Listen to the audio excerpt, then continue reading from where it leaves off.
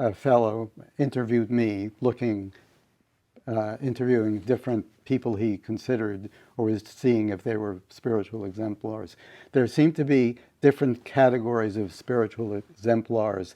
There are the people that have had an experience at a very young age where something traumatic happened to them, or maybe semi-traumatic happened to them, and the ideal became real to them, that happened.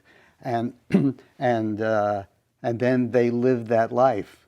I don't really know how those people can pass on what they experienced, because if they got hit by a rock in the head and became enlightened or whatever, the only thing they could actually pass on is to instruct people to go places where rocks fall, and maybe they could get hit by a rock in the head. I don't know how they could teach the steps, because they really didn't have to go through those steps. And then there are the people who have gone through the steps and paid attention. The paying attention is very important, because when you climb a mountain, you pay attention. You can, and I have done that in a physical sense. If you pay attention, you know if you're taking somebody else on the rope with you and you paid attention, you know how to help them climb that mountain. So it's having taken the steps and also paid attention. And then there's the elements of supervision, which I don't know how to circumvent. It's inconvenient to need supervision. Everybody wants to, mommy, I can do it myself, or whoever, I can do it myself, or if I read it, I can do it myself, or how to, if you read a how to, you can do it yourself. But I haven't crossed paths with that possibility of not needing supervision. Now, supervision is a problem, because there are people who put themselves in the position of capable of supervision and really had needs themselves, and they weren't really able to do that. So supervision has gotten a bad name. The Gurus Union is really doing badly reputation-wise.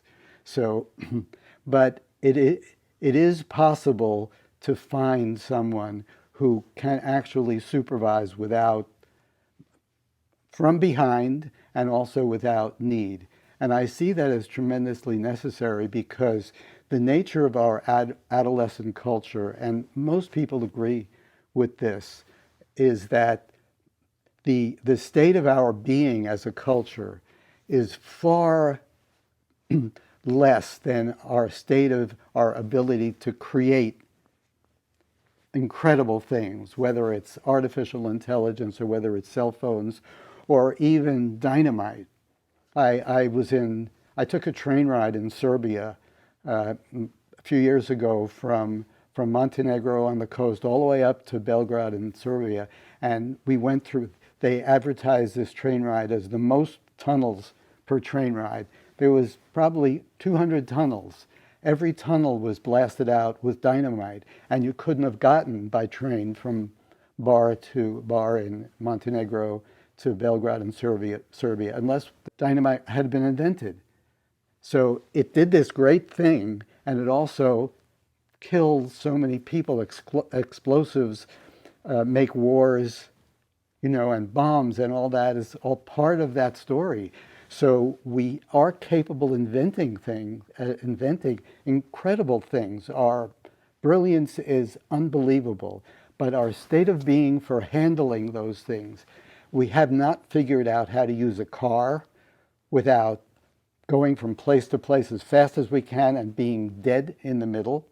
We haven't figured out how to use a cell phone without eliminating the intimacy of personal contact.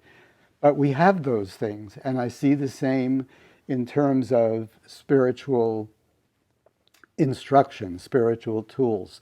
They will be misused. We are instruments for misusing whatever we get as much as we use them properly, and probably more. So I see my part, that the most complex and the most intimate part of my job is supervision. To see to it that the tools that I teach don't go off the edge in misuse, the concepts that I talk about, that we're talking about now, don't get misinterpreted as something else. And I don't know, because I constantly see them being misused. So if somebody figures out a way to pass on instructions without supervision, I think it would be brilliant, but I have not.